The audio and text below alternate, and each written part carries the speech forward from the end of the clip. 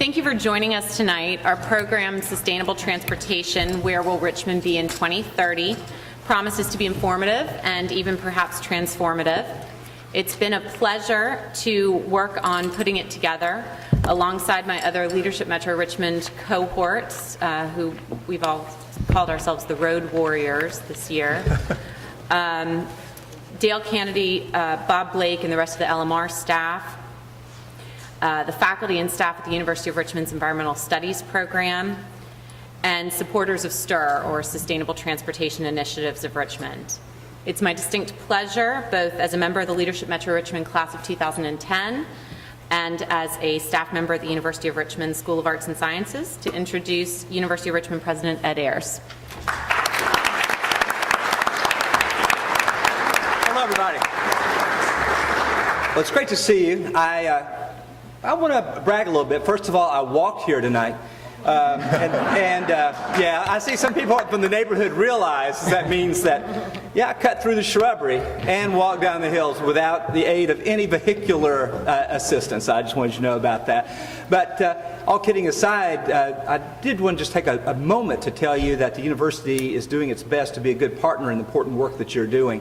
We're involved on a number of initiatives that we live in this wonderful place, but we know that transportation are things that we need to think about. One thing we've done is that you'll look around. We hope you'll take a tour of walking, and you'll see green bikes everywhere where people are able to just take the bikes and ride them across campus. We have 350 acres here, so that it's a way to encourage people to think about riding bikes without necessarily having to invest of them. We have people from 70 countries here. We don't think necessarily people are going to bring these from all over. So we have those. We also have a strong fleet of vehicles that are running on all kinds of alternative fuels here. We have 43 utility carts instead of trucks and things, and 20 of them are powered by alternative fuels, 6 propane and 14 are electric. We have all kinds of parking places around that are already outfitted for electric vehicles and alternative fuel vehicles, and special parking places dedicated for those. We've provided free swipe cards for our faculty and staff and students who will ride GRTC, and we've given out 650 of those as a sort of partnership to encourage folks to do all of this as well. We're also doing things like we have a community garden that my wife helped found, and the students at the apartments are composting now. So we're doing our best to keep up with the vision of our students who are insisting that the University of Richmond be a good partner on all these sustainable fronts. I'm going to use my last 15 seconds to give an ad for something that we're helping to oversee but not directly responsible for, but that's so much in the spirit of Leadership Metro Richmond, and it also ties to tonight's themes. You will start seeing tomorrow and over the rest of this week something of a media barrage about something called Civil War and Emancipation, the 150th anniversaries. And what you're going to see is 15 of our local museums and historic stakeholders are going to be showing what our history looks like in action, and show how black history and white history are braided together into a shared history. On Saturday, you'll be able to go down to Tredegar and have an outpost there, and here's where the transportation themes come in. Free Segway rides, free canal boat rides, and also free bus transportation shuttles that will take you to all the history museums all around the city. So I know all of you care about this place as much as we do, and this is an opportunity to show that we can have a view of Richmond's past that's capacious and welcoming to everybody, and it's also so profoundly free that we want to bring people to that. So come there, enjoy some alternative transportations, and thank you so much for joining us here tonight. I'd like to turn things over now to my good friend Gary Rhodes.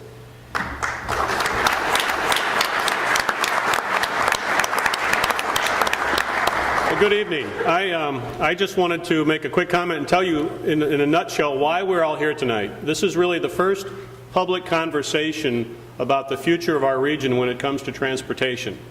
And how many of you traveled to D.C. in the last year or so? You have fond memories of what the car travel was like? Probably not. So we would like to avoid that, and we have a group of community leaders, people who are very interested. Every one of you is a community leader in some regard. And so with that, why we're here tonight is to begin that conversation, which doesn't end tonight, it begins tonight. With that, the STIR Group, Sustainable Transportation Initiative of Richmond, was founded about 8 months ago. And I'm going to introduce Buck Ward, who is the chair of the executive committee of STIR. Buck?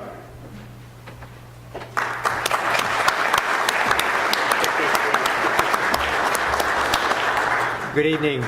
On behalf of STIR, we're very pleased to be part of this event. We want to thank Rachel and her team, LMR team, for putting this event on. We're very excited about tonight's dialogue and being very much a part of it. Do want to start by recognizing our executive committee, most of whom are here tonight. On the panel is John Martin, Mary Doswell, and John Lewis. In the crowd, if I could ask you to stand, I would also like to recognize John Bennett from BCU. Mark Creary from Data Directions, Bob Crum from the PDC, Doug Ford, of course Gary, everybody knows Gary, Kim Sheeler with the Chamber. Appreciate it. It is my distinct honor tonight to introduce tonight's speaker, David Berdish. I met David 30 years ago while he was a graduate in graduate school down at VCU and have remained friends ever since. I reminded David this morning that there is a certain amount of risk in taking a friend of 30 years and having him introduce you in a public forum tonight. I did tell David, fortunately, that there are time constraints and we'd save the stories for another day. David is a third-generation Ford employee. His father and grandfather both spent lifelong careers at Ford. David himself has spent 27 years at Ford and is currently the manager of social sustainability. His focus has been on identifying emerging trends that will impact the auto industry and very importantly, new business models which Ford can exploit. At the very heart of these concerns are key concerns of urbanization, climate change, and congestion. Ford, among all the car manufacturers, recognizes that the current business model for auto manufacturers has to change, and David's job is to help do that, and in fact has the blessing and full support of Bill Ford himself. Having worked closely with most of the major cities around the country and many overseas, David brings a unique and new perspective to the future of transportation. It is my privilege to introduce my good friend David Berdish.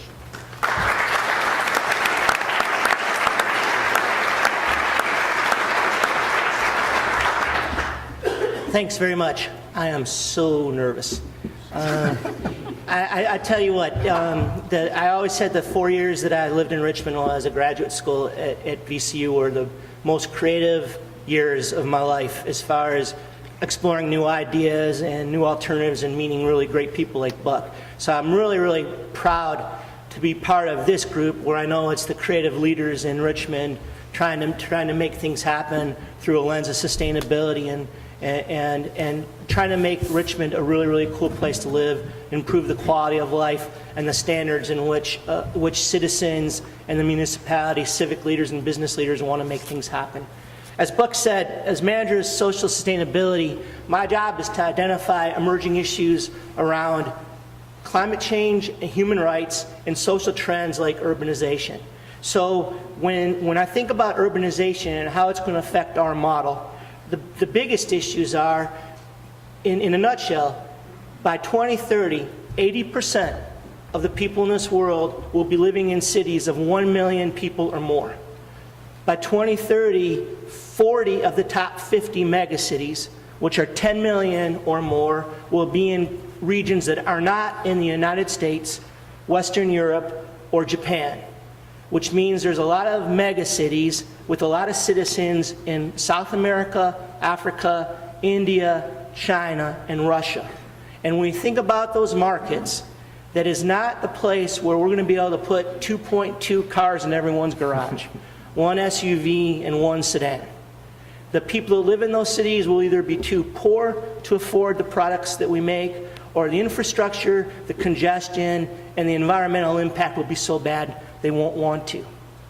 So what we have to identify in our long-term strategies through our sustainability office is how are we going to react to these shifting trends, and what can we do with our vehicles to be part of a more sustainable transportation system that isn't necessarily making sure everyone has cars and trucks in the world.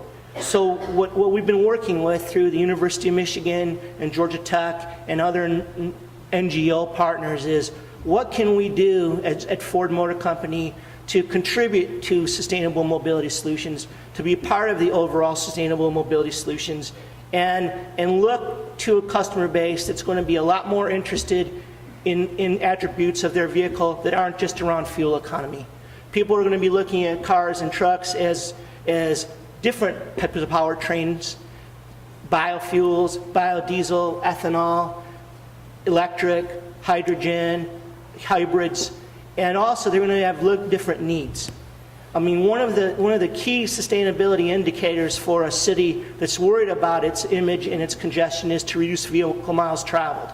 So what can we do to provide a vehicle that will take more passengers in the car? What can we do to reduce one car per every vehicle so people don't grow to hate cars? There are opportunities. We believe that working on these type of areas will allow us to experiment with products and features that will be core of urban mobility. So I'm specifically looking at urban mobility and the different customer attributes of an urban area like Richmond.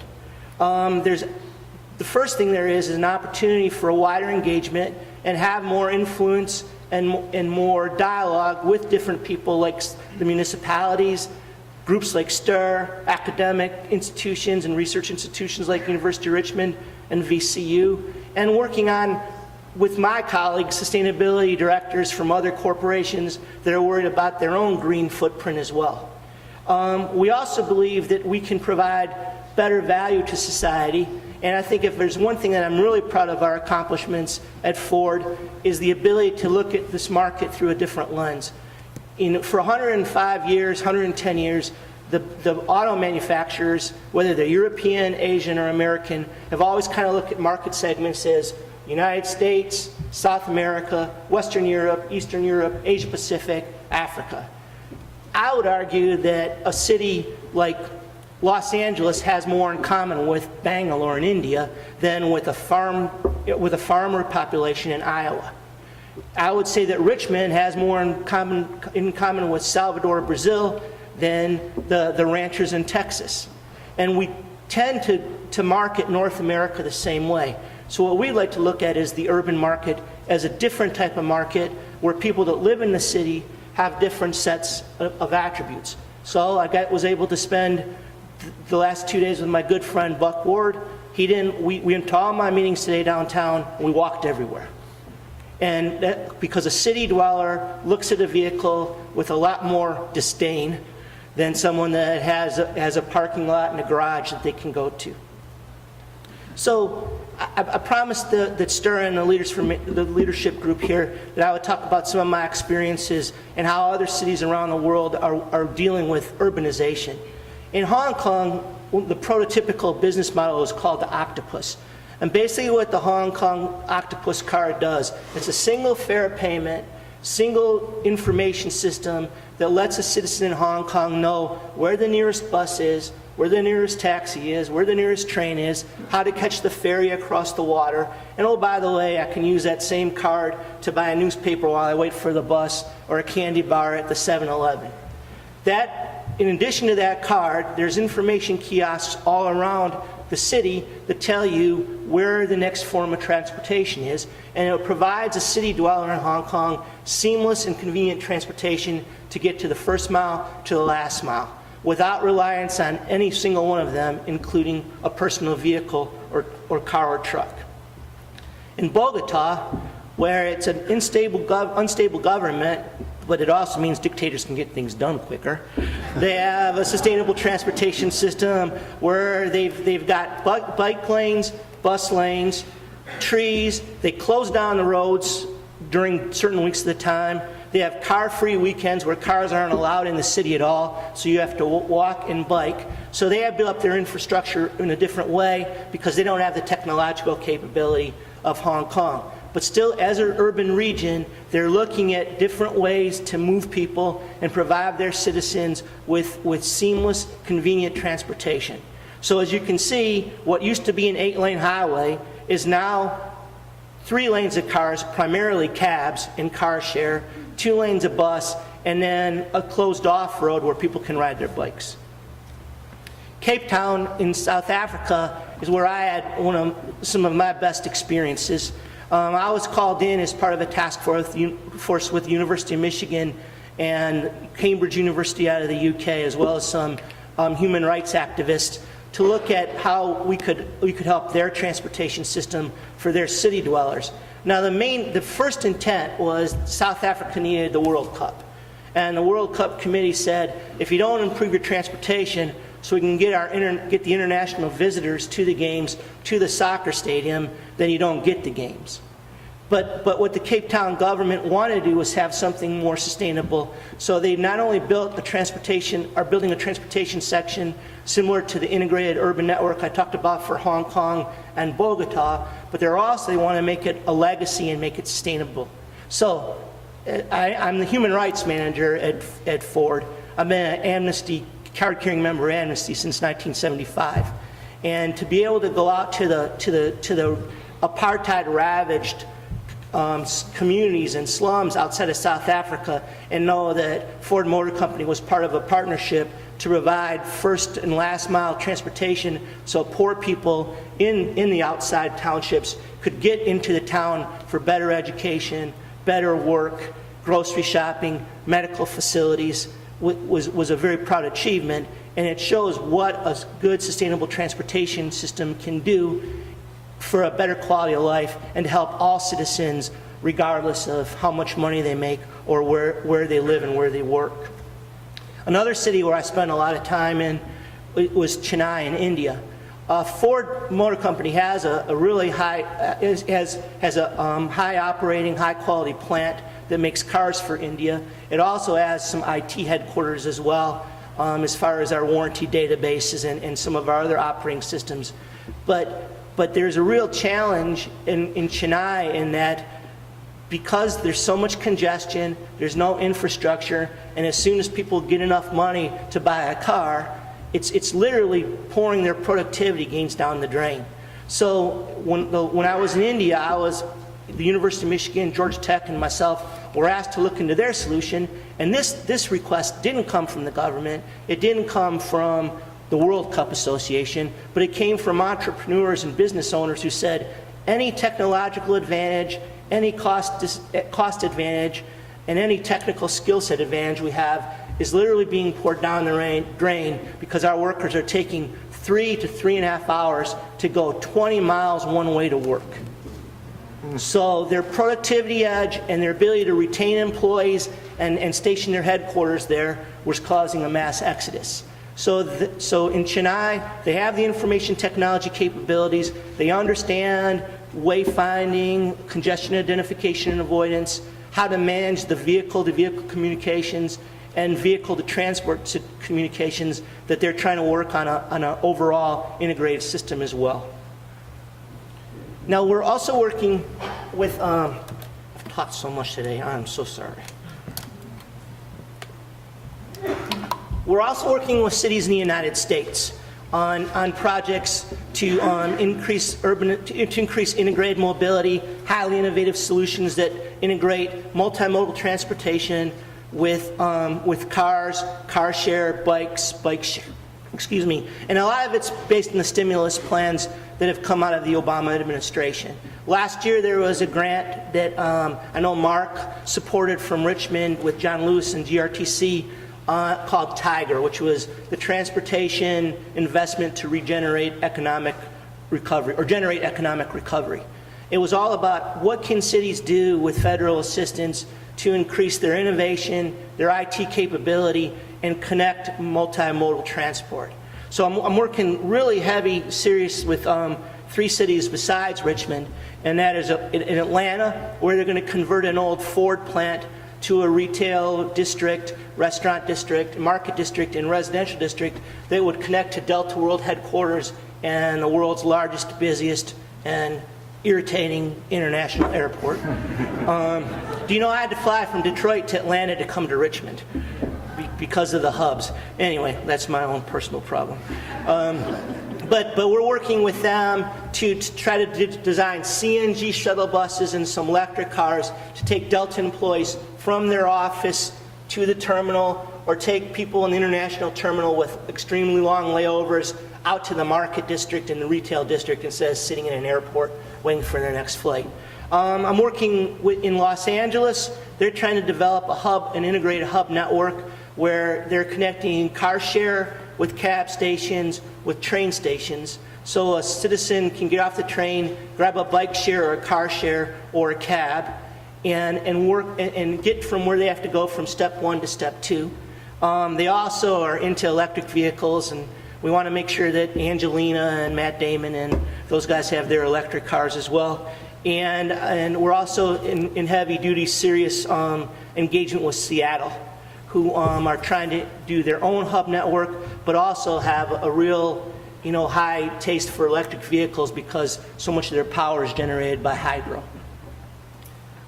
These are some of the solutions that we're talking about when we talk about integrated urban mobility. In the top right, left-hand corner for you, it's a transportation hub that's being designed out of Seattle. There's going to be at least 4 stations that look just like this, where you can take a bus, take a train, take a zip car or a car share, park your bike or your Segway, and also leave your car there charging. So you can drive from your house in the suburbs, in the surrounding districts of Seattle, drive to the Kirkland hub, leave your car there to get charged, and then you take a train or a bus to your job in the inner city, in the downtown district. All that is paid for through a smart card that charges your car with you, pays your bus ticket, your train ticket, or whatever. They're going to have 4 major hubs around the county. And also we have a chance to work with Microsoft, Costco, Starbucks, and Amazon.com, who all have world headquarters in there and are looking to have shuttle vehicles for their employees.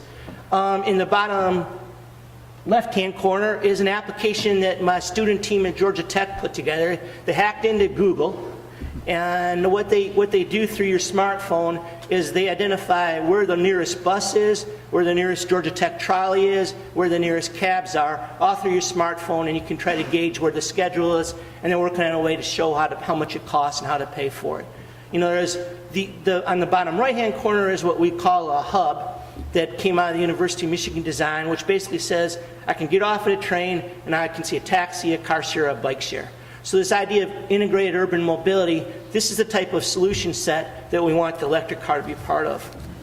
This is a description of the data cloud, and I promised Mark Creary I'd never try to explain it because I know just enough to be dangerous. But there is a cloud out there where you can understand where the locations of the buses are, where the location of the trains are, and have data through this IT cloud above an area that we hope that our cars can plug into. Because we want to plug into vehicle-to-vehicle communications, vehicle-to-user communications, vehicle-to-portable device, vehicle-to-electric infrastructure. These are all things that we're really proud of with our sync capability. Sync started out where you could just say, play Bruce Springsteen from your iPod that was synced up with it, but now you can say, I need to go to the nearest restaurant, airport, where's the cheapest gas, all voice activated, all through the IT and communicating with the cloud and the grid. We're actually also working in Washington, D.C., Portland and Chicago, New York, Orlando, Detroit, Denver, Houston, Austin, San Francisco, Raleigh, Durham, Charlotte, Minneapolis, Boston, Louisville, and of course Richmond. So what we're offering as part of our portfolio is we believe that we can provide access to the cloud through our sync applications. We have some really cool vehicles, electric vehicles, plug-in hybrids, but also can offer CNG, propane, those type of vehicles as well, to provide shuttle service, to provide car share, green cabs, and have the car be part of an overall integrated system and not its own standalone piece. Ford Motor Company wants to be part of the overall solution. We understand to be part of the overall solution, it requires partnership, collaboration, and in my mind, a certain amount of a lot of trustworthiness. I want the municipality to know, my friend Alicia Zakhoff, the Sustainability Director of Richmond, that she can trust Ford as a partner, as a collaborator. I want Mary to know that Dominion Power can trust Ford Motor Company as a partner to work on the overall sustainable solution. And I think we've got the track record. I've been sustainable manager at Ford for 10 years since Bill Ford took over as chairman. I'm really proud of about the way we conduct business. We're the only company in our industry that has a human rights code, which means we will not practice, have joint ventures, or source business to companies that violate human rights, and that includes workplace safety, child labor, or slave labor. Thanks.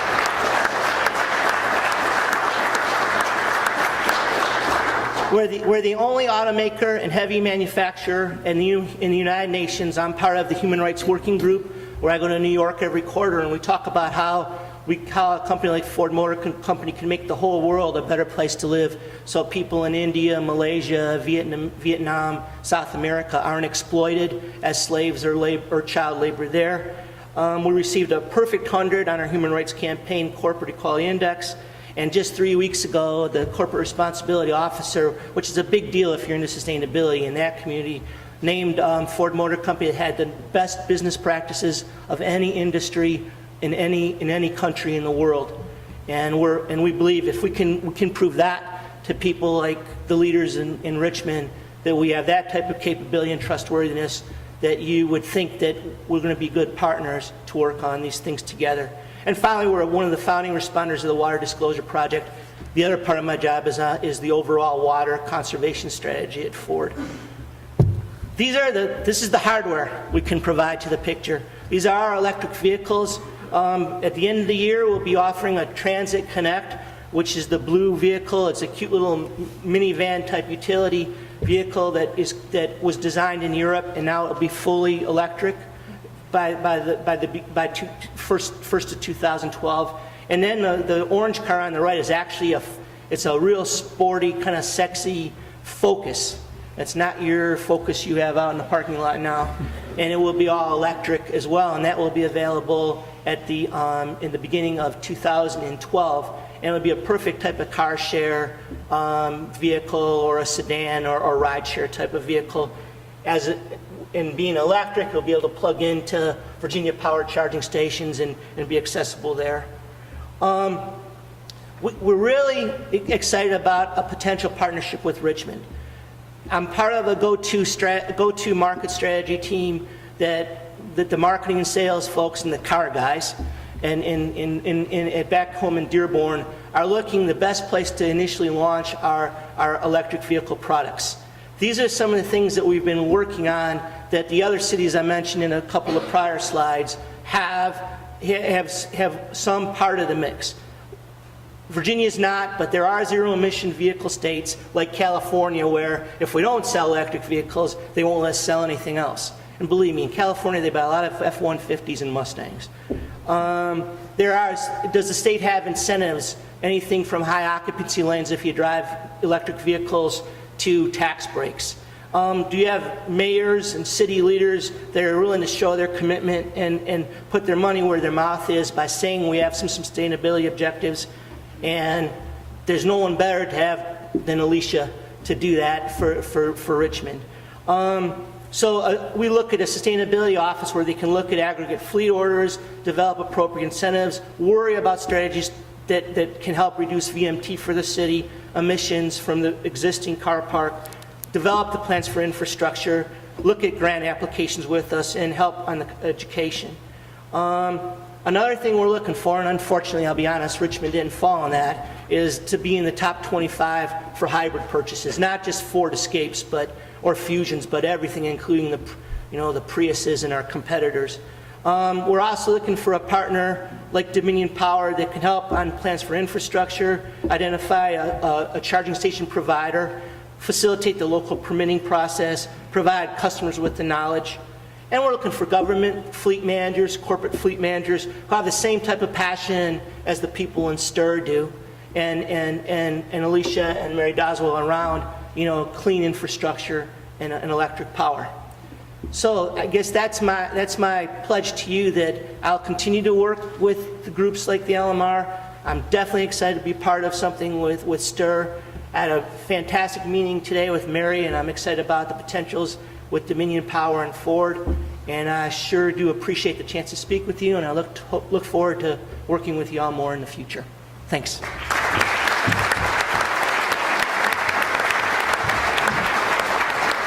Thank you. Thank you, David. Thank you, David. That was the 60,000-foot view, and there's so much more than we had time for. Now we're going to zoom down to maybe the 20,000-foot view and look at sort of the Greater Richmond region. And our speaker is John Martin, who is President and CEO of Southeastern Institute for Research. It's one of our very own Richmond companies. And of all my friends in the region, I consider John my most visionary friend when it comes to really knowing about the future and where we're headed. Now let me warn you, hold on to your seats. He has 20 minutes and 130 slides, and I can guarantee you he will get through that. John Martin.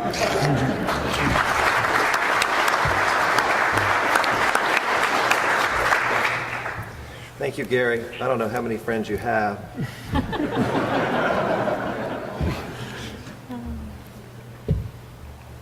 I do know how to work PowerPoint, though. Okay. Well, good evening.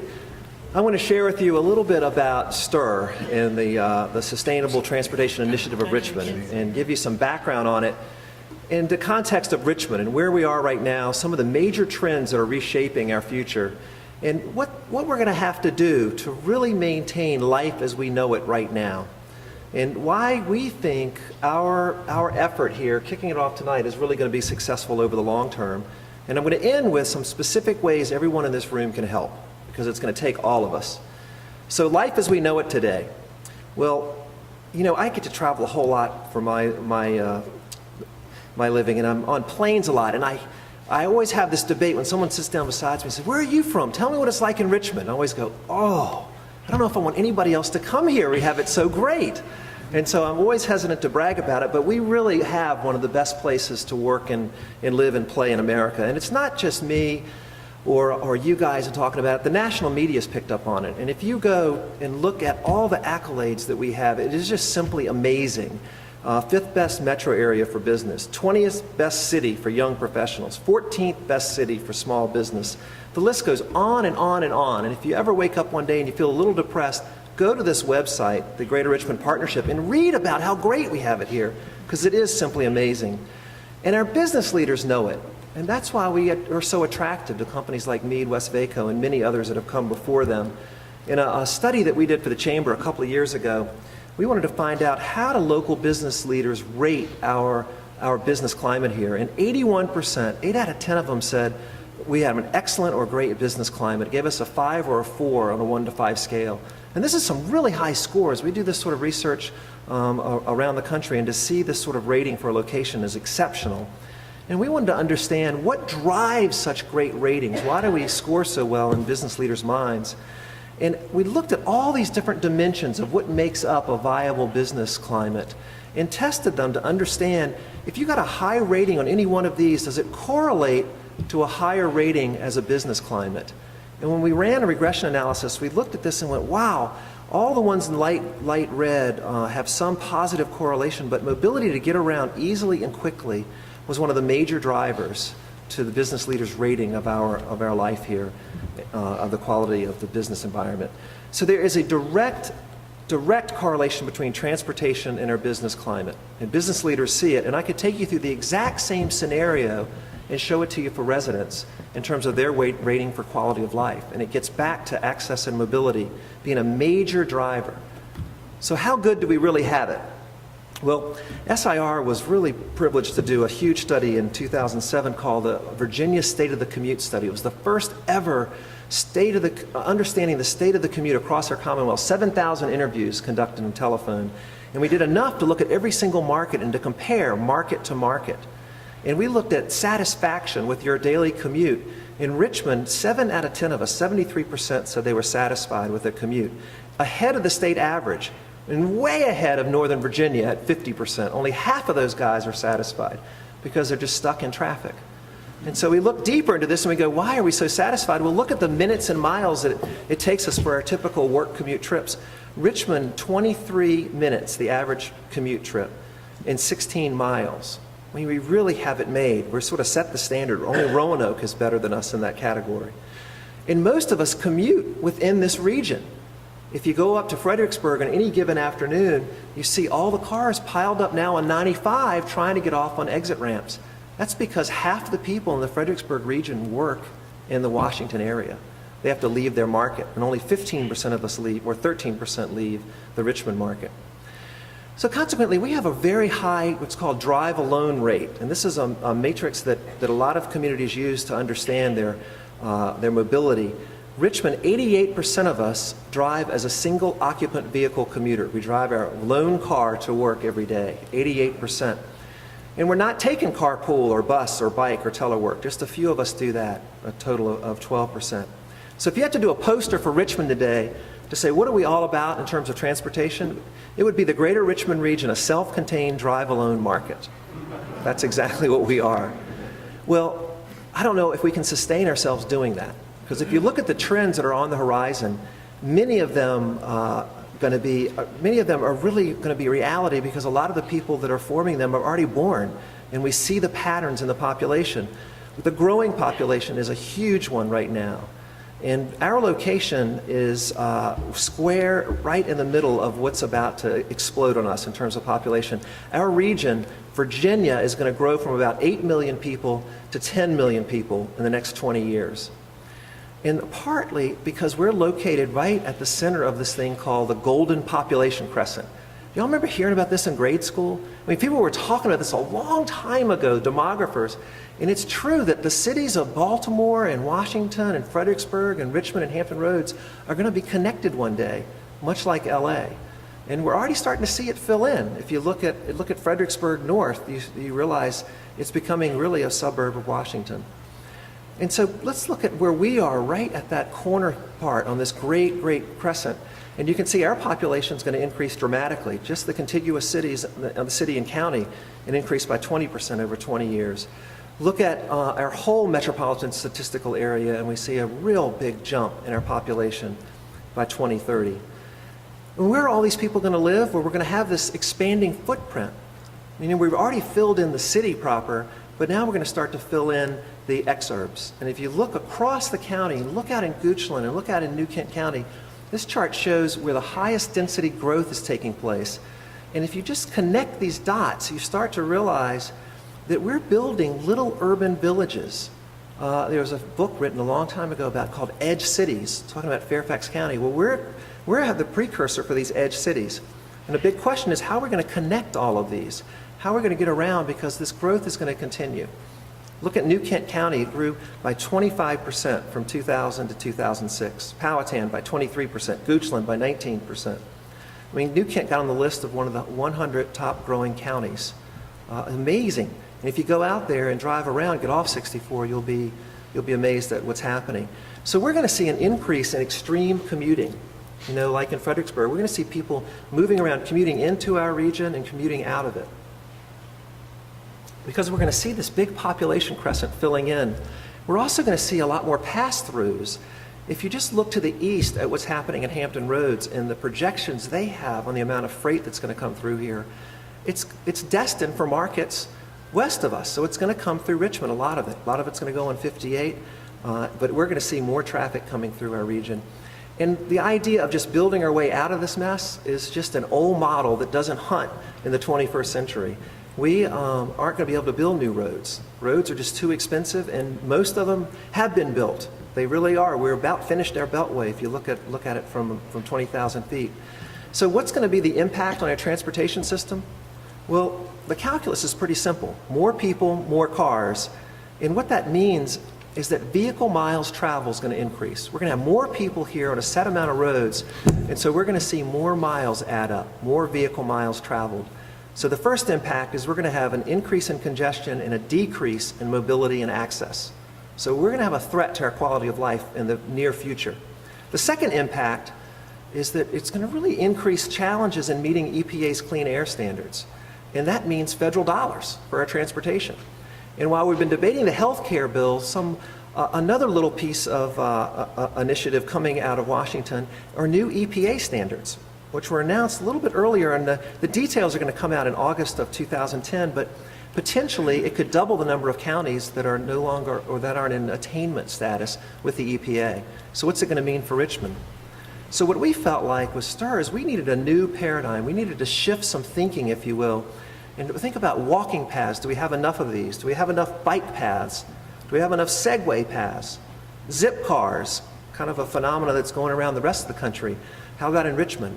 And more transit, more electric cars, even car-free zones. Do we need to start carving out areas that we don't allow cars in?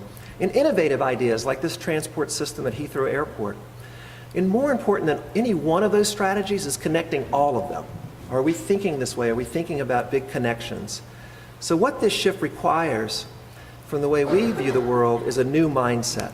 We first have to get a new mindset and change how we think about our transportation system and kind of turn it upside down and think about every single trip that we're taking. And not only us, but all of our leaders across this region. Think about every trip. We have a wonderful experience in working with Arlington County and do a lot of transportation studies for Arlington. And I'm so impressed with the leadership up there because they look at access and mobility as the key to their business climate. And what they figured out is that their modal split at 60-40, 60% people SOV, 40% rideshare. Remember ours at 88% and 12%. So in Arlington County, they figured out in order to maintain their current level of access and mobility, to maintain the current level of traffic riding around Arlington County during the day, they've got to reduce their modal split to 40-60. And they're on a campaign to do this. And everything they think about, every program they think about, they ask the question, does it reduce our modal split? So here we are, 88 and 12%. What's going to happen for us to maintain our mobility?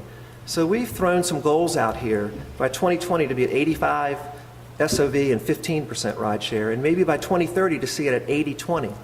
Bob Crum and the folks at the Richmond Regional PDC are running models on this to figure out exactly what do we need to do, where do we need to be 20 years from now with our modal split in order to enjoy life as we know it today. Because that's what I want my kids to have. That's what we want future businesses to enjoy. So what's it going to take? A commitment, a plan, and action. And that's where STIR comes in. Moving people in a greener way. We worked long and hard on trying to imagine our future, what it would be like, what it's going to take to have this sort of Shangri-La of access and mobility. And so we came up with this vision 9 months ago. The Greater Richmond region is the national model in building an innovative, sustainable transportation system that moves people in a greener way. And every organization needs a mission statement, and here's ours. To ensure the Greater Richmond region's future transportation system provides an array of cost-effective, sustainable transportation choices, all designed to move people in a manner that maintains our unprecedented access and mobility and minimizes the impact travel has on our environment. So the key here is we're talking about future transportation. We're talking about choices. We're talking about moving people, access and mobility, and the environment. And you heard some of our board members introduce, we have a very esteemed list of people that have come together and met in the mornings early at Sargeant Reynolds, bad coffee, but we've had a good time talking about how to get a new sort of perspective launched. And so our strategic focus, behavior, infrastructure, and funding, sort of what we've been talking about. How do we get people to get it and demand it and use it? And are there some sustainable choices that we don't have here? And what about additional funding? Is there any out there? What can we do to influence that? And so we have a three-part strategy, if you will. The first one is to build awareness and advocacy. The second one is to partner with transport manufacturers like Dave's and attract new funding. It's the third one. So I'm going to take you quickly through some of these. Build awareness and advocacy. This is where every social cause really starts. It really starts with having a greater sensitivity, a greater level of awareness of what's going on, and then building familiarity, and then getting participation across the board from different stakeholders. And that leads to long-term behavioral change. So one of the things we want to do is take a presentation like this and give it to every group we can in Richmond. And if you represent a group, invite us to come in. We would love to share this. Part of building awareness and action is to really have some concrete goals. And these are our goals, and we are proud of these because they're very, very aggressive. But we want 10 local governments to sign on a resolution to say they support this effort. We want to get 500 companies to sign on as STIR ambassadors, 10 corporate companies to invest in their auto and truck fleets to pledge to buy EVs, 10,000 residents to sign on as STIR ambassadors. And on our website, there's a place for everyone to do that. And 1,000 individuals to pledge to buy EVs. And I'm going to tell you in a minute why that's so important. Number 2, partner with transport manufacturers. David did a great job explaining what Ford's focus is. GM is another group out there, and they have a vision of these Segway-inspired vehicles. They are 2-seaters. They go about 25 to 35 miles an hour, 0 emissions, takes about 60 cents a day to charge up, and they're looking for pilot cities to launch these in. And it's called PUMA, Personal Urban Mobility Accessibility Project. And there's one large university here that's raised his hand, John Bennett, who's in the audience, said, boy, this would be perfect for VCU. It'd be great for VCU to connect with GM and try to figure out how to do this in an urban environment. Ford's Urban Mobility Network. You heard David eloquently talk about what Ford has envisioned. I'm not going to go through that in detail. This is what the map looks like. We just have a different kind of map. We see one that has a huge star over Richmond. And what we want to do is start to really aggressively work with GM, Ford, and other OEMs to really say, look at Richmond and line up local support and get them to invest in our market and track how other cities and states are doing, because there is some competition out there. And the third element of our strategy is to attract new funding. And this is perhaps the hardest one, but I think more eyes can find the crumbs. And one of them is to look at all these Tiger grants that are available. And we're working with a number of different folks here trying to figure out how do we use the power of all the corporations involved here in entities to really go after these grants as a collection of people, not as one organization. I could go on and on about what we're trying to do and where we're focused. If you go to the STIR website and you just look under our projects, you can get a greater sense of where we're starting. And it's just the beginning, because this is a journey. And why do I think we're going to be successful? Well, we sat around the room the other day at Sargeant Reynolds and we were talking about what are we going to do to make this thing really work. And we came up with 10 reasons why we thought we could really make this happen. And I'm just going to share a handful with you today. The first one is our heritage. We really have started something big here long ago. The canal system was one of the early transportation systems in America, and it started here, the Kanawha Canal Company. Then electric trolleys started here, the first city kind of wired for that. Something that's near and dear to my heart as a researcher, Richmond is actually a top 10 test market. So if it plays here, it's going to play in the rest of America. So that's an advantage we have in talking to Ford and GM and others. We are a top 10 test market. And our location, we're just a little bit south of Washington. And so putting on demonstration projects here is going to be great to merchandise to folks on the national level just to the north. And fourth, our founding partners, really an array of leading organizations and companies that define our region. You're going to hear from Mary a little bit later, but Dominion Power, Dominion Energy, it really is a huge partner in what we're trying to do here. My good friend Gary and Sargeant Reynolds, one of 2 community colleges selected to develop technicians for training hybrid and electric vehicles, federal grant. So kudos to J. Sargeant Reynolds. And a lot of the leading organizations here have signed on early, and we want to see this list grow, but we love to see Greater Richmond Partnerships involvement in Venture Richmond and GRTC and the Planning District Commission and the Chamber. In this list, we want to see more and more organizations come aboard and more companies come aboard to add to this. And you see many of the names here you recognize, and I'd just like to say thanks to Pulsar Advertising that is pro bono giving a lot of services to this initiative. Fifth, timing. Green is actually mainstream now. And we just did a national study and we were surprised at the findings, but 80% of the people think and act green across the country, including people right here in River City. Over half of us say they'll spend a little bit more for being green as well. And the recession, the impact of the recession on our green attitudes has really created a wonderful sort of new ethos in us. Our view of money has shifted.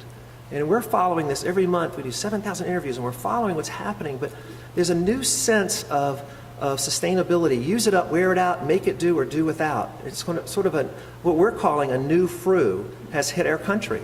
Spend less, live smarter, have a smaller footprint. And it has profound implications for the size of homes that are built, what we do with our disposable income, and it's going to get even a further kick when gas prices go up to $4 a gallon, and it's on the horizon. And lastly, we don't want to go on and on with all the reasons we're going to be successful, but the biggest one is our momentum. We've started, and you guys all came out tonight, and so we've got specific goals, and the more we move towards these goals and show people we can reach them, the more momentum we're going to have. So the next step is for everybody to sign up, to become part of this initiative, to make this a reality, and to get more and more people involved in each one of these areas. And we need to be aggressive. We need to be aggressive now, because the competition across the country is acting. And David didn't go into it in great detail, but if you go online now and spend a little bit of time looking at electric vehicles and electrification charging systems across the country, you start to get a sense of what's going to happen. One site that I love is pluginamerica.org, and it shows you when the electric vehicles are going to come out, the actual launch date. And it's very impressive. For those of you that got here early and you saw all the electric vehicles coming in their dates, these are just 4, but we are going to move to, in our post-carbon world, to electric vehicles. And the CEOs across the country realize this, and there's even a group that got formed to figure out how to get the infrastructure in place. And you can get the electrificationcoalition.org report and read about it, but some big companies are behind this because they see the future as well. The cities with the most charging stations win, because you can't start in every single city. You got to have some critical mass. You got to have some hubs. And other people know this. So Nissan has been very infatuated, and I guess Ford to a little bit, has been infatuated with Seattle, but Seattle's doing all kinds of stunts.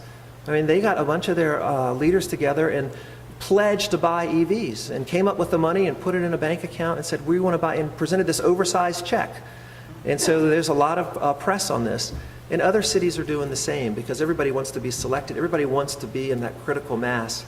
And this is a great quote from Nissan's Director of Product Planning saying, yeah, I love being loved. I mean, Seattle was chosen because the city and its residents are concerned about the environment, more so than other areas of this nation. The population of Seattle is at the forefront of really living its environmental ethos.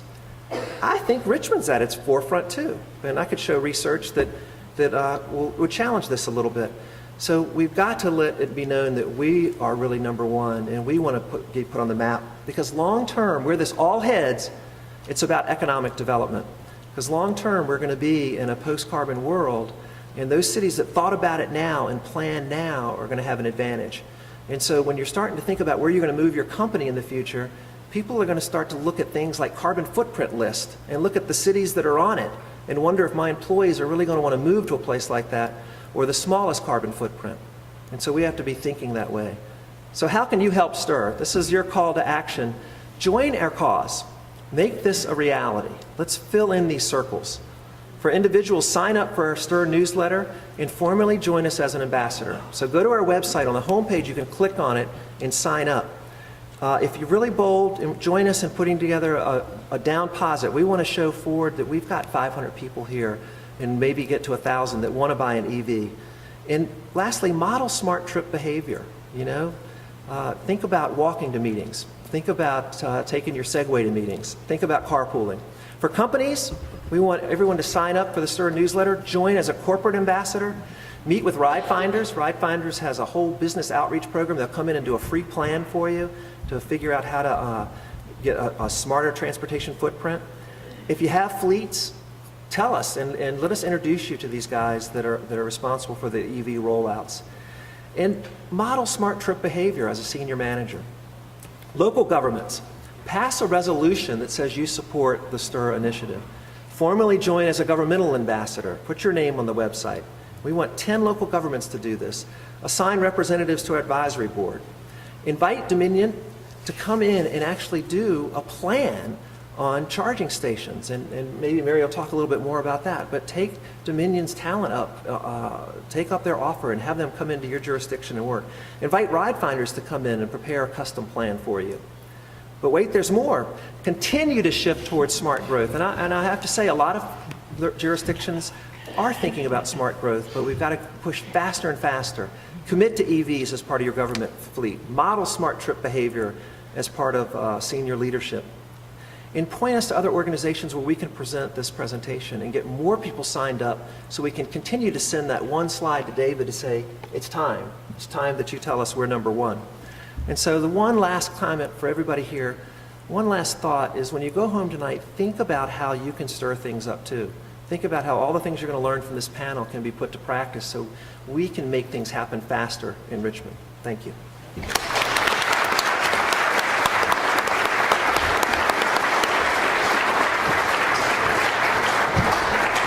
Thank you, John. Well, let me tell you what the rest of the game plan is for this evening. We have a panel, and in just a few minutes, I will ask them to introduce themselves, tell us a little bit about what their role is in their company, and a little bit about their company's interaction with the whole STIR Green Initiative.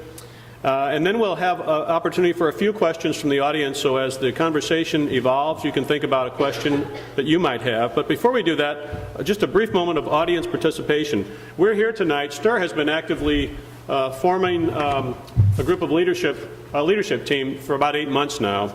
But we're here tonight because of the LMR team, Leadership Metro Richmond. And Dale Kennedy, Dale's here somewhere. Dale is the executive director of LMR. Dale, stand up and stay standing for a second. I'll tell you why. Just stand there and let's give Dale a round of applause.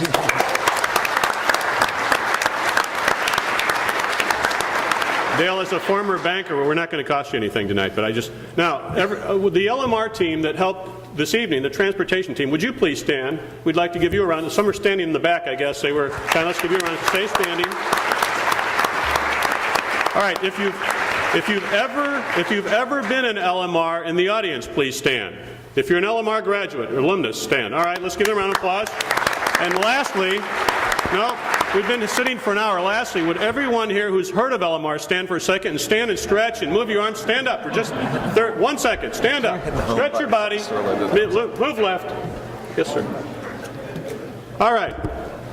Moving on to the program. What you say? Don't worry about it. Where's it? Don't worry about it. Go on. All right. We're going to start now with the panel, and we have a very distinguished panel. I think David Berdish and John Martin you have already know, but I'm going to ask Mary to introduce herself, and we'll go right down the line. Mary? Okay. I'm Mary Doswell. I'm Senior Vice President of Alternative Energy Solutions at Dominion Resources, a relatively new organization at the company.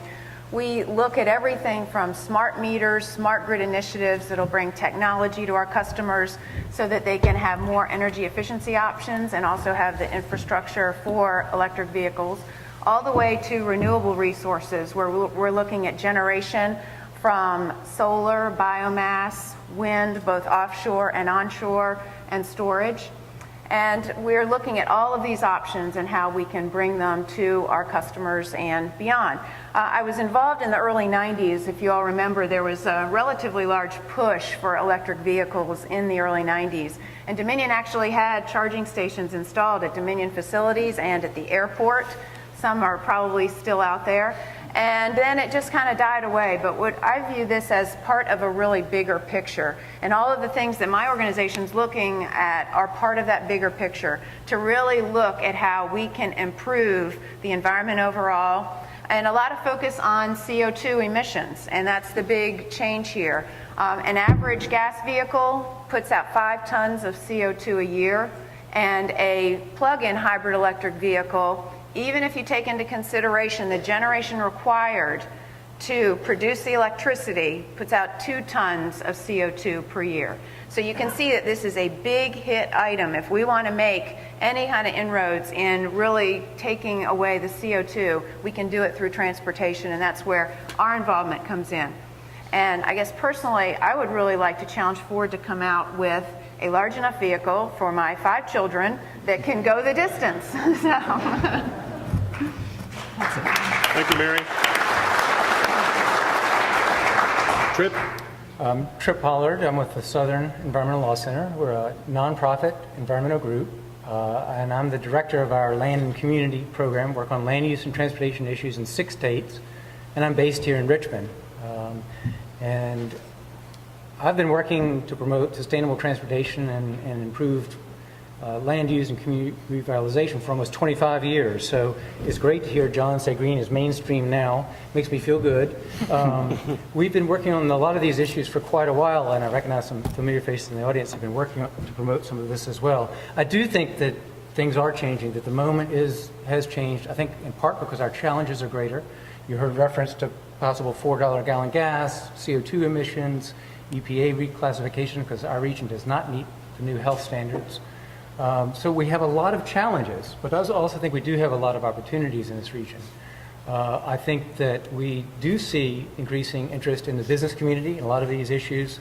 Certainly our universities and other players in our community have started to step up to look more at how do we green our transportation, how do we make our region more sustainable.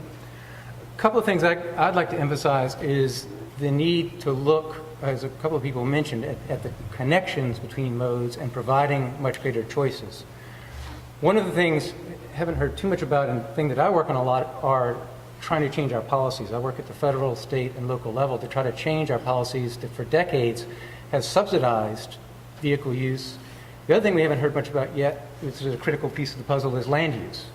One of the reasons we drive so much in this region is we sprawl so much in this region. The Richmond region actually has outstripped Northern Virginia and Hampton Roads in the amount of land we've developed in recent years. And we did a report a couple of years ago, concluded if we continue on this current path, we develop more land in the next 20 years than we had in the previous 400. So it's our land use patterns are a critical part. You're never going to have sustainable transportation without sustainable land use. And you're never going to have sustainable transportation without looking at a lot of different modes. Electric vehicles are absolutely a critical part. Electrification of rail. And both David and John also mentioned the variety of modes. David's slides especially were really good at the whole range of mobility choices that are being developed. So it's electric vehicles, but it's also greater use of passenger rail, high-speed rail, freight rail, walking, biking.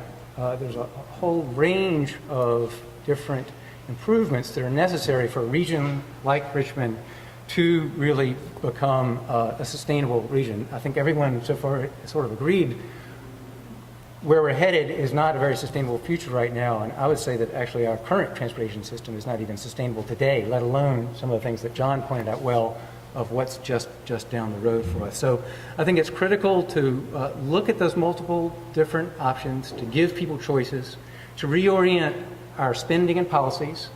For example, a lot of people don't realize Virginia spends roughly about $4 billion a year of taxpayer dollars on transportation. Lion's share of that for decades has gone to one mode, motor vehicles. So there's an enormous potential to do things differently, to do things smarter, and to move towards greener, sustainable community. And I just want to thank LMR and STIR both for bringing this together and helping to focus on this absolutely critical issue that's going to absolutely define the future of this region. Thank you, Trip. Rachel? Hi, I'm Rachel Flynn, Director of Planning and Development for the City of Richmond. And when we think of transportation, usually the first thing we think of is the car, and I think that's what needs to shift. In the City of Richmond, about 20% of our population is under 16, so they can't operate a car. They rely on bikes, walking, or their parents. So we've become kind of a chauffeur service for our kids rather than letting them go out and be independent in their transportation mode. Our elderly accounts for about 20% of our population. Many of them don't want to drive, and many probably shouldn't drive. And so, and when we think about the poor, 20% of the households in Richmond do not own a vehicle because of economic challenges. And so a lot of people in our city can't drive, either shouldn't drive, or don't want to drive. And so the city's focus really is to make the pedestrian number one. Rather than think of the car in the center of the universe, it should be the pedestrian. And when you think about it, when did we really think of the pedestrian as an alternate means of transportation? Walking should really be the number one way to get around, or biking. Doesn't mean the car will go away. It will always be with us, and should. It's a great machine, very convenient, has produced a lot of economic development and mobility in our society. But if we're going to really focus on the pedestrian and see the car as second to that, then it starts to drive land use, like Tripp was saying. So how do you design your neighborhoods and your community to be conducive to the pedestrian? How do you design your streets so they're not 6 lanes wide, but they're conducive to the pedestrian with bike lanes and sidewalks that actually can be used for multiple modes, from the stroller to the bike to the pedestrian? How do you have the buildings situated so they have a strong relationship to that sidewalk, to that street, rather than a big parking lot in front of it? So you're just asking people to drive because you're setting it up that way. If you look at streets like Midlothian or Hull Street Road further out, they're not conducive to walking. People don't feel comfortable there. Cars are going too fast. So how do we slow it down? Many localities are now going on what are called road diets because they realize they overdid it.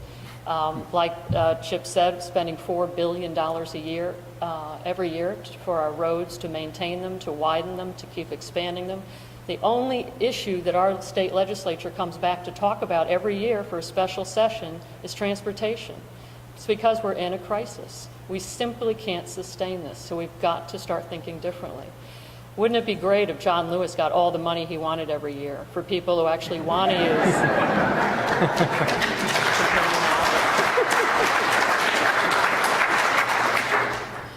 for people who, A, want to use the bus, and also people who don't have a choice for economic reasons. But we have to make it so conducive, that make it easy for them. John and I are working together, the city and GRTC, that is, to try and get what's called bus rapid transit. It's the first phase of what would become either the future trolley or light rail system, starting out in Willow Lawn, going all the way through the city to Rockets Landing. Imagine how that would transform this city. And then it could go further out to Enrico, further out to Chesterfield. It would transform our region to become an international city and a mega city like I think John or David mentioned earlier. It would really put us on the map in that regard. So I'll stop there, but those are some of the things we're looking at. Multimodal transportation, mixed-use development, better use of land use connected to street design, and focusing on the pedestrian. Thank you, Rachel. John? Sure. Good evening. John Lewis, Chief Executive Officer of GRTC Transit System. GRTC is the public transit provider in the Richmond region. I like to say that GRTC and all transit systems were green before it was vogue to be green. When you look at our mission and what we do is move large numbers of people as efficiently and as effectively as possible through a variety of vehicles, to get more people out of those single occupancy vehicles and to move them as effectively and as environmentally friendly as possible. Our goal at GRTC is to move beyond that, not just to talk the talk, but also to walk the walk. And the challenge for transit systems nationwide is to move beyond the mission of moving people. How do we locate our systems? How do we develop our future transit system? And Rachel talked about just one of our future plans for bus rapid transit. But how do we develop our facilities? GRTC, we just opened our new administration and operation facility off of Belt Boulevard, which is a green design facility. We're very soon hope to attain a LEED certified silver certification for that facility. But also in moving forward, how do we continue to design environmentally sustainable facilities, vehicles, to not only to continue to provide an asset to the community and meet that overall goal of not only providing sustainable transportation, but to do no harm in our built environment. I think I'll leave it at that and we'll get into the issues as we get into the questions. Well, welcome, and thank you for agreeing to be here with us tonight. The first question, how many of you remember the Jetsons? Show of hands. How many remember the Jetsons? That shows what generation we're from, by the way. Question is, will gas stations be a thing of the past to be replaced by charging electric stations, and if so, by when? Panel members, anybody want to take that one on? I guess I will. We view the infrastructure is definitely a big part of this in bringing the electric vehicles here. But our view is that there aren't necessarily going to be stations for charging. You need to make these convenient. You can charge them at your home. You can charge them at public locations. You can charge them at retail locations. As long as you have electricity there should be an opportunity for a charging facility. So a lot of it is convenience. So we view, as we put this infrastructure out, we will be providing this infrastructure and the charging at certain locations that make sense, starting with the fleet vehicle locations. If you have governmental fleets, then we will start providing charging facilities there. Or if you have hubs or locations, the commuter lots, where you will bring the vehicles there and allow them to be charged. And of course at your homes, and providing that infrastructure. The fast charge requires a very different infrastructure at your home, and if someone just did it, it would probably bring down or close to bring down our distribution system. So we definitely need to be part of this. so we can plan accordingly to offer the fast charge to our customers at their homes or at these other facilities. We have installed charging facilities at the Welcome Center in New Kent. If anyone is driving by there and wants to get off at that rest area, we have 2 charging facilities there right now, and they have been used. So it's something that we want to put them where they are readily accessible and really don't see the picture of charging stations replacing gas stations, so to speak. And Mary, if 80% of us arrived home between, say, 5:30 and 7 and all plugged in, that would create a problem for you too. So you're sequencing, looking at some sequencing possibilities, right? We're talking about the total package where you have the infrastructure, but it also includes things like certain types of dynamic rates that you would encourage you to charge at certain times that are more beneficial to our grid and to our system. And you would reap the benefits of that. You would have lower rates at that time, so it would encourage you to try to charge. And actually, the middle of the day, if your car is sitting at your office, that's probably not a bad time for us. And at night, after you drive home and you plug in, that's not a bad time either. So we just need to avoid certain times of the day. So if we give the proper price signals, hopefully that will encourage our customers to do that. Thank you, Mary. Anyone else want to comment about this? I was going to say that is one of the beauties of the electric vehicle is, your car sits most of the time. So there are enormous opportunities to use your vehicles and charge them without putting that strain, to use it at signals, send the proper price signals. You don't want to stress that peak load. You want to be able to use it at times that is most environmentally beneficial. So one of the key advantages is the distributed nature of the ability to charge, as well as the fact that our vehicles tend to sit around a lot. We have a lot of parking lots and a lot of places that would be ideal for charging. And I will say one more thing. As you think of linking this to renewables energy and wind power, so to speak, wind blows stronger at night. So you can even think of charging these vehicles off of wind power. We have a considerable amount of onshore wind already at Dominion, and of course they're exploring offshore wind. But when you think of that, it makes all the sense in the world to use a renewable in order to charge the vehicles at night. And we've heard about nanotechnology. Wouldn't it be neat someday if there were a paint on the cars that absorbed the sun energy and turned it into some kind of battery operated? Just a suggestion for Dominion resources. Next question. What is the first thing that we in the Richmond region should invest in to change the mindset of Richmond commuters? The first thing we should invest in as a region. John, let me start out with you. I have a quick answer. I think it is, there's not one magic bullet in terms of what is the one thing that we can invest in that will solve everyone's problem. I think what we're all talking about here is how do we provide a range of options to our citizens that promotes a sustainable commute and sustainable transportation. GRTC, not only are we the bus company, but we also have our agency, Ride Finders, which promotes alternative transportation. And that's carpooling, van pooling, pedestrian, and also teleworking. So how do we create an environment that promotes sustainability through our public transit agency? But if I had to choose one thing, I would say we have a vision for transportation in the Richmond region.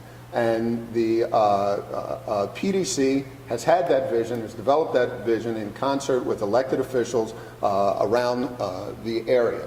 The problem that we have and the challenge that we have is we don't have a means of paying for it.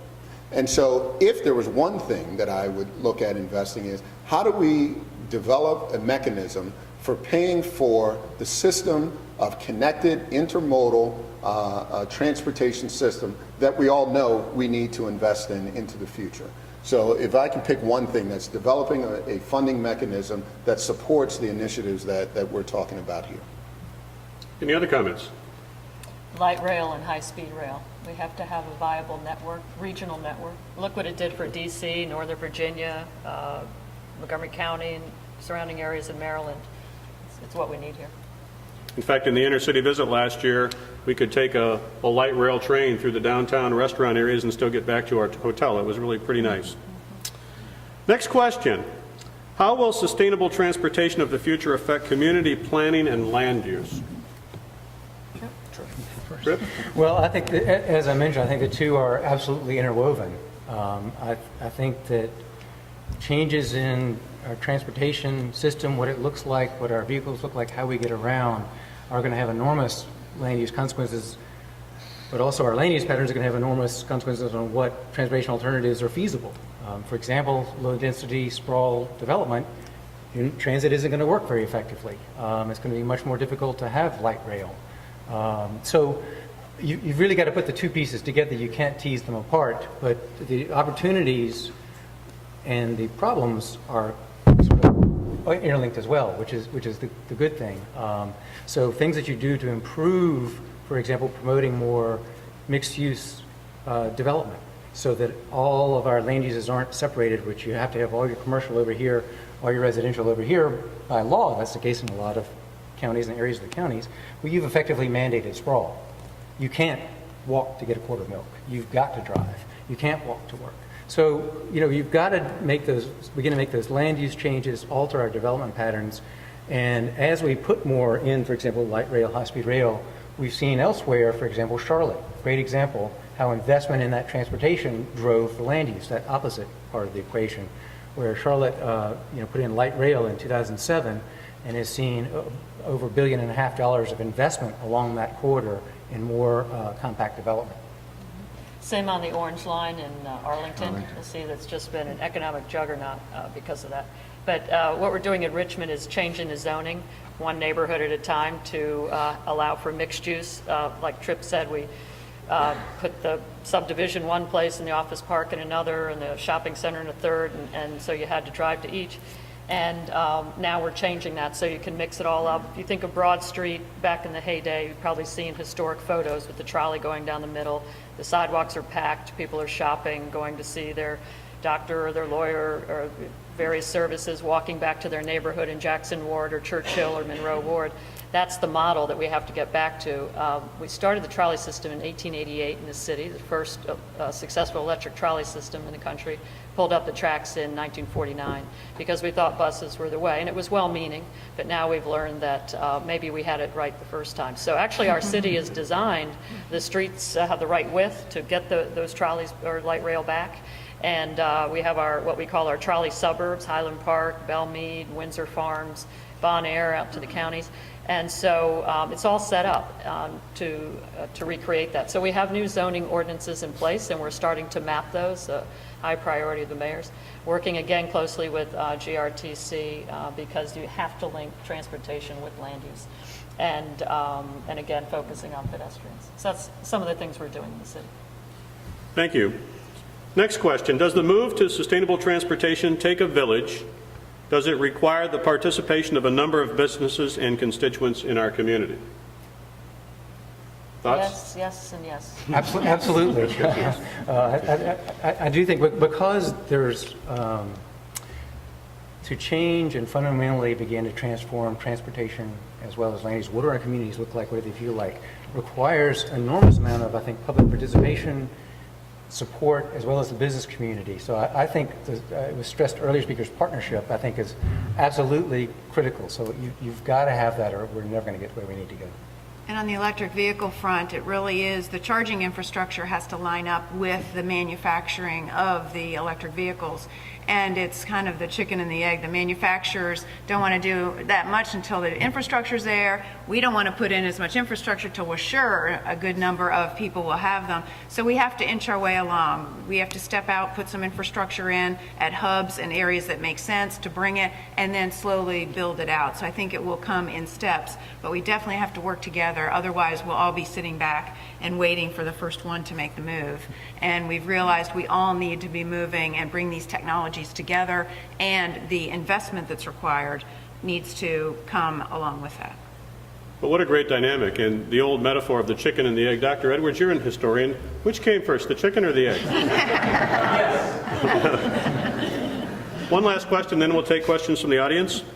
What are the one or two big points we should leave here with tonight? Now I'll throw that to the panel.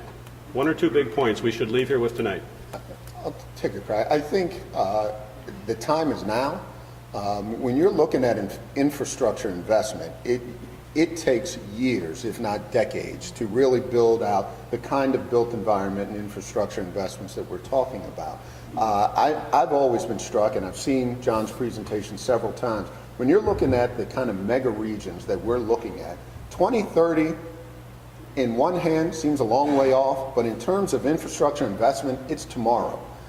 And the planning and the political willpower and everything else that we need, that needs to happen soon if we're going to be able to meet the challenges that are going to be brought about by that incredible spurt of growth we're going through. And if not, then we will be Northern Virginia, and we will have the degradation in the quality of life and the things that are important that brought many of us, like myself, who come from other areas, to the Richmond region because of that high quality of life. So I think it's easy to get caught up in the future, 2030, that's sometime in the future. Really, the future is now.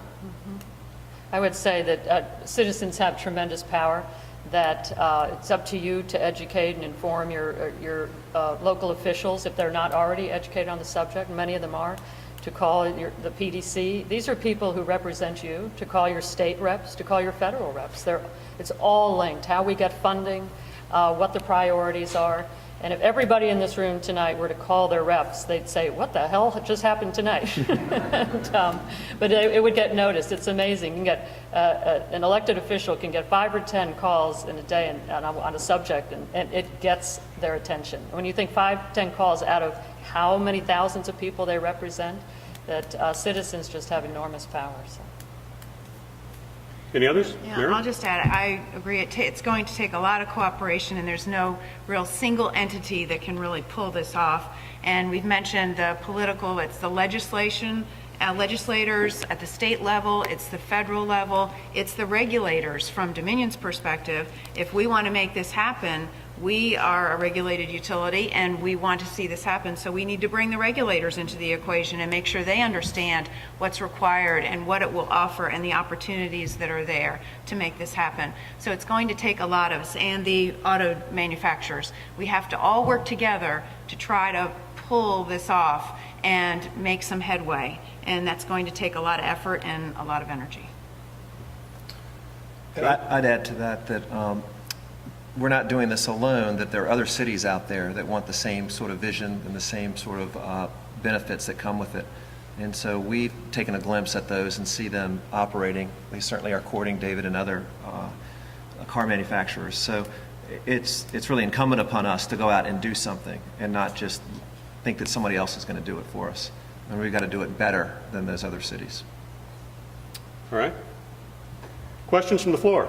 Anyone have a question for the panel? Yes, sir. My name is Jepson Alumni Center. I'm the CEO of the Housing Coalition.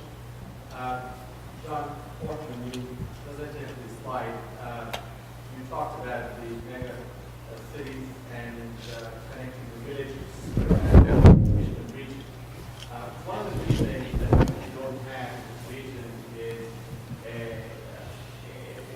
strategy to develop affordable workforce housing.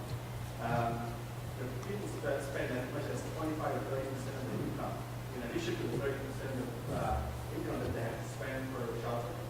So when you combine those, there's not a whole lot left. And also, the businesses cannot really afford to kind of pay our service workers huge wages as we've seen. So there really needs to be some sort of connectivity between sustainable transportation, moving to dealing with the land use and housing. Affordable. Was that a yes or no question? Yes. I think it was, yes. Yes. Well, John, if I can, John? and that, I think the connection between transportation and affordable housing is really critical. And it really, for us at GRTC, became a critical issue when gas prices were getting up at above $3 and approaching $4 a gallon. And we looked, and just out of the blue, I asked our planning department just to do a concentric map, see how many GRTC employees, their commute is greater than 50 miles. And when you're looking at hourly wage people who were looking for the American dream, and that's that house that they could afford, they had to go pretty far distances in order to get there. Well, when gas was $1 a gallon, you keep driving until you find it. Well, when gas is $4 a gallon, then you really have to make some tough decisions about, am I living in the right place? Do I have the right job? And some of my employees at some point had to work one day, a full day's wages, just to get them back and forth to work. Now, thank goodness, gas prices have dropped down, but they're starting to creep back up. That is going to become an issue. So at $4, what happens if it was $5 or $6 or $7? And no alternatives. My buses don't go 50 miles out. So what alternatives do we provide people who are reached for that American dream of home ownership, but then transportation takes up so much of their disposable income that it really causes challenges in that. But even this week with the Richmond Regional Planning District Commission meeting last Friday, we had some examples of future transportation, and GRTC provided one of its new buses, which is a 24-seat bus, half the length of I guess a regular bus, because it can go out to the more distant neighborhoods and move people around where you wouldn't cost effectively move a full-size bus in those areas. Who else had a hand up? I was going to say, well, I think the affordability issue is absolutely critical as part of this nest of issues we have to address for livability, for sustainability, for economic growth in our region. As the question stated, when you look at the transportation, and John gave the examples of some of his employees, it's not just the housing. You've got to look at housing plus transportation. So we shouldn't be thinking just about affordable housing. It's affordable communities.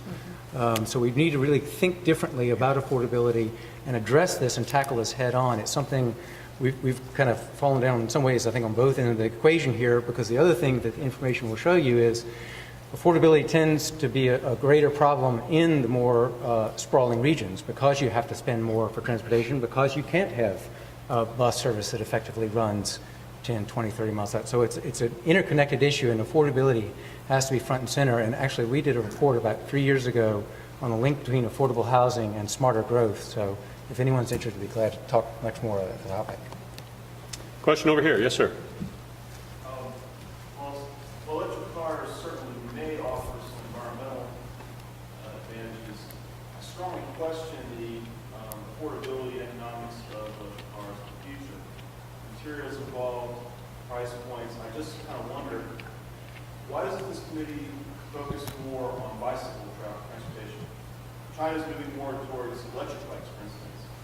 They can't afford all electric cars. Now, the whole world can't afford all electric cars we're talking about. And I question if Richmond can't afford it.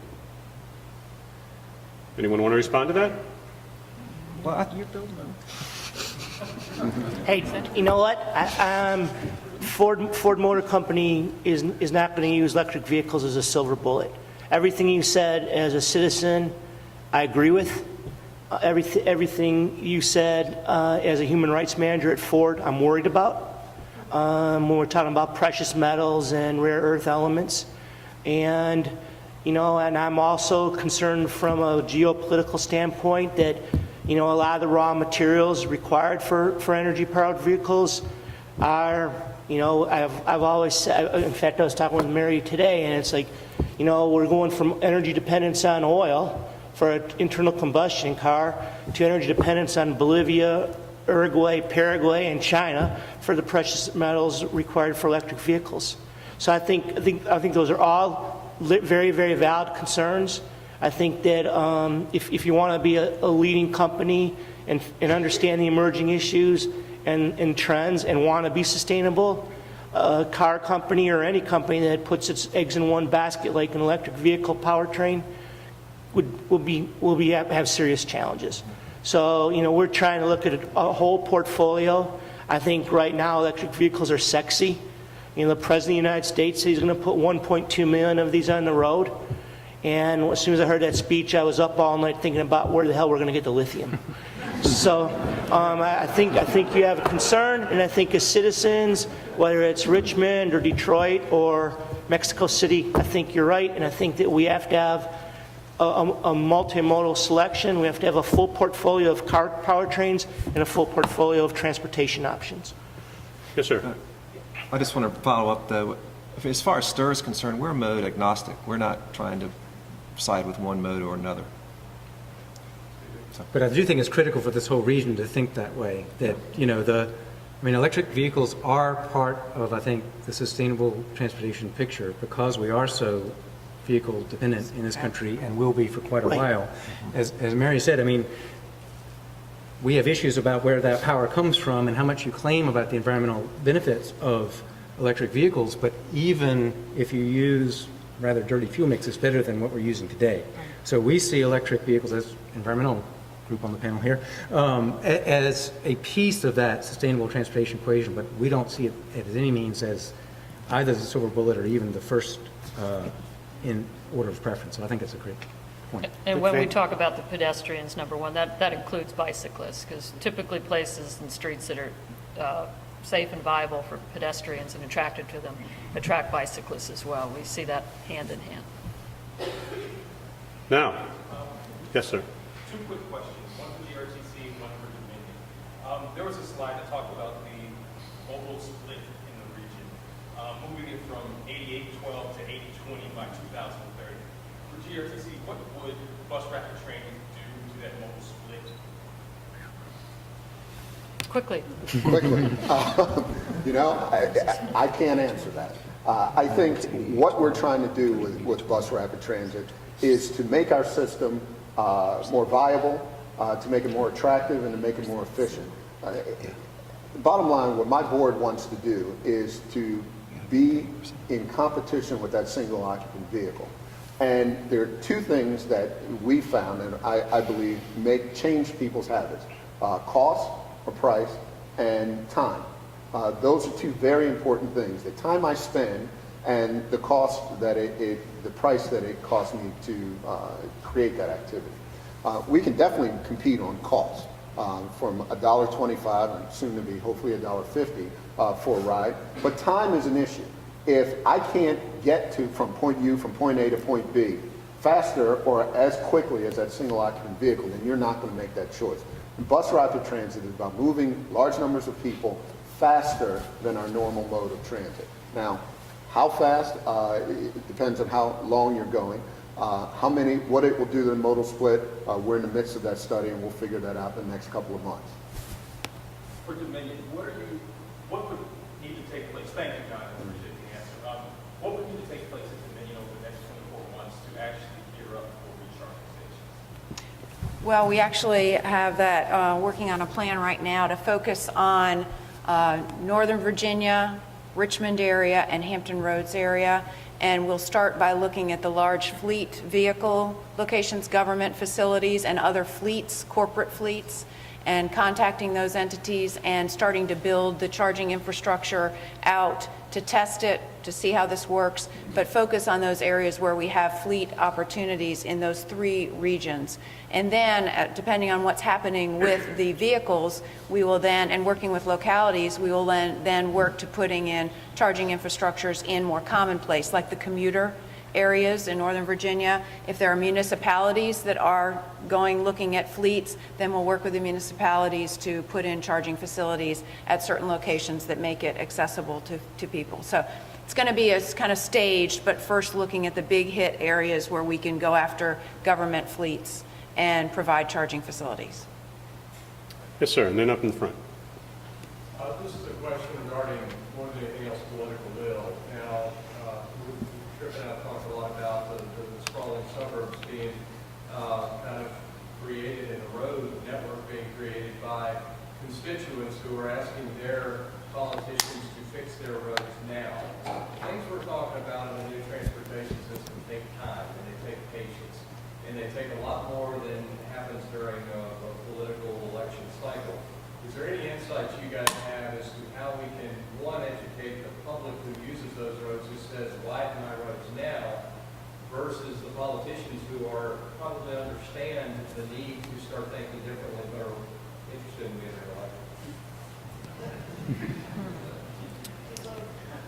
elected? I mean, I think it's an interesting split. I mean, some of the politicians do get it. Some of the politicians actually are still wedded to older mentality. I think the interesting thing, though, is that how much of the public also, if you look at, I know John's done some research on this, and we've seen a lot of research as well, is there's tremendous public support for being given more transportation choices. That people are concerned and tired of the traffic.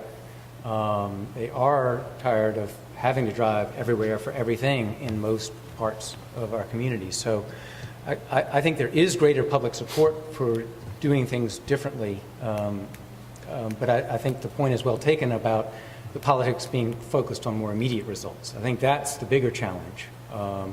I think that, as I think it was David mentioned early on, I mean, the federal administration now has put some money into some more creative pots of money, doing things differently. The Tiger grants were mentioned earlier on, $8 billion for high-speed rail in the stimulus package. So, things like that, changing and reorienting where the money goes, kind of follow the money, can create some of the biggest opportunities, I think, to get out of that trap of just the short-term thinking. The other thing is we have to realize, as a couple of people mentioned, I think John had the slide about it, is, and I think people are beginning to get this, decision makers as well as the public, a model of road building that made sense for quite a while doesn't make sense for us anymore. Not only from economically, and John's mentioned about the business community, environmentally, but it's also just fiscally. We just cannot afford it.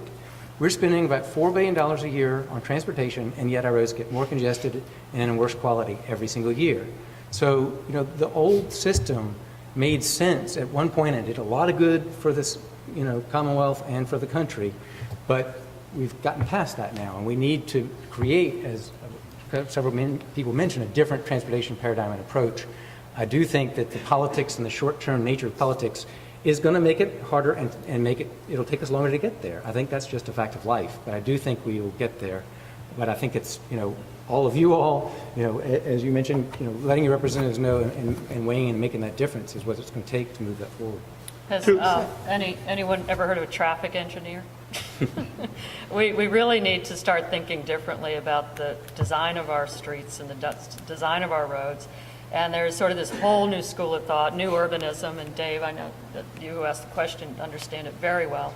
And I mean, there's a revolution going on in transportation design and street design and traffic engineering. And it's like there are two schools of thoughts out there right now, and it's unbelievable. You can hear one person and you're totally convinced, and then you hear this other and you go, wow. And the way this new urbanist transportation engineer described it, said, remember when we thought the Earth was the center of the universe? And we kept trying to make it work, and the formulas, it just never quite worked. And then suddenly someone said, no, it's the sun. And suddenly it all worked. It was so simple. And his analogy is when we have the car in the center and we try and make everything work, it just doesn't work. It's expensive, and it's not sustainable, and it's hurting us physically and environmentally and socially. Put the pedestrian, the bicycle in the center of the universe, and suddenly it works. And then you do have a car in there, but what is going to be your priority?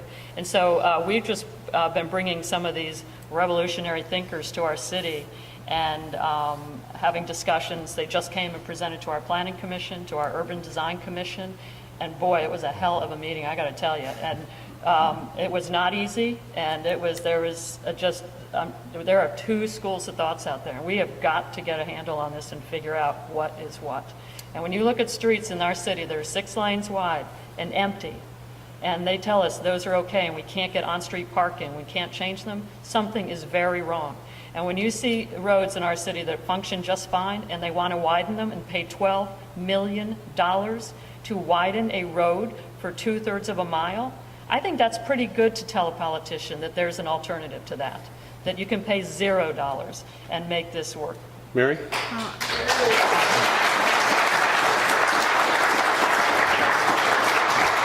I also think there's a lot to be said about a cooperative effort. I think if everyone in this panel approached the state or federal legislature with our views, we probably individually wouldn't have much success. But to the extent that we can paint this picture, that we can show a cooperative effort, that we have a picture and a vision for this region, then I think that will help to convince our legislators, both at the state and federal level, that this can happen. But they have to see it, and they have to see the different parties coming together and trying to make this happen so that we do have all the pieces of the puzzle and we can figure it out as a group.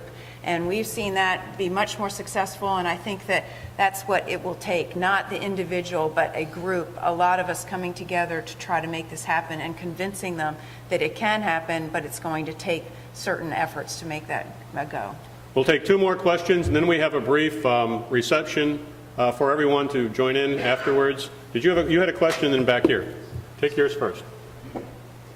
Daniel Plugger, Virginians for High Speed Rail. Thank you all. Hey. Over the last 25 years, congestion on the urban corridor corridor between DC, Richmond, and Hampton Roads has grown over 300%. And I think John Martin spoke to a little bit to it, that a lot of the traffic that's going to be in the Richmond region is not necessarily inter-city traffic, it's going to be intercity.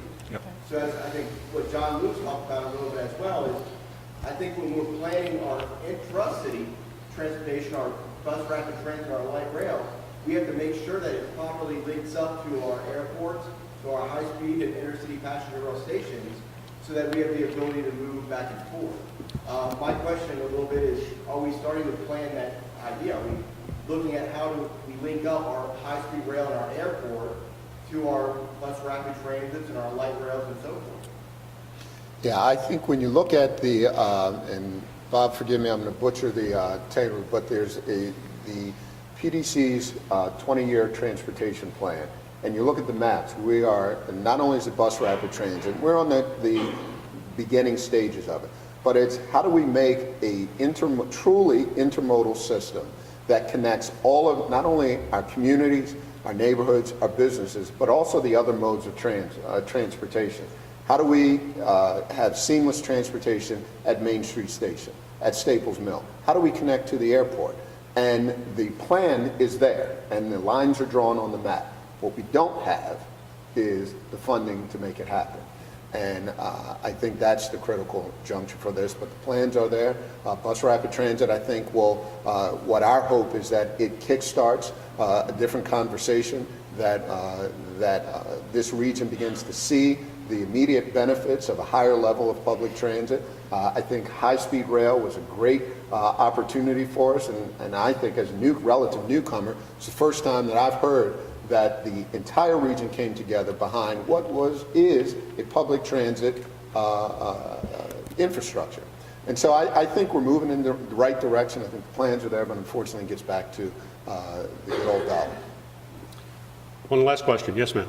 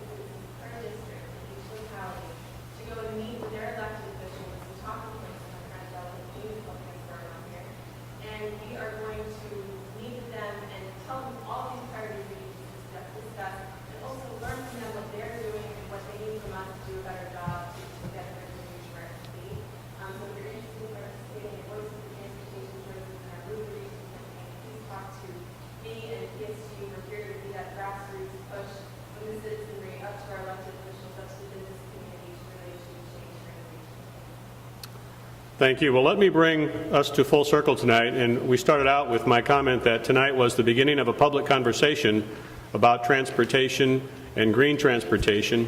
And with that, let me thank President Ayers for hosting us in this beautiful location. It's just a gorgeous location. Thank you so much.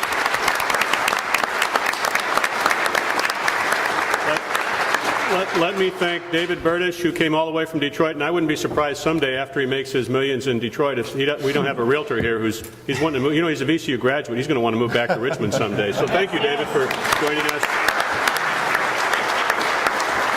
And for John Martin, who really does have a great pulse on what the possibilities are for the future. John, thank you. And our distinguished panel members, thank you for your input tonight and participation. And lastly, when I look at this audience, you know, it seems like half of you are either current LMR participants or graduates, and those who aren't, you're here not just because you like where you live, but because you've fallen in love with our community. That's why you're here tonight, why you gave up time from your family. So I'd like to thank all of you for joining us and for being really a very critical part of our first conversation. With that, we have a reception out the doors and to the left. Please join us, and the panel members and others will be here to ask additional questions and respond to other questions. Thank you. I think someone from the team is trying to get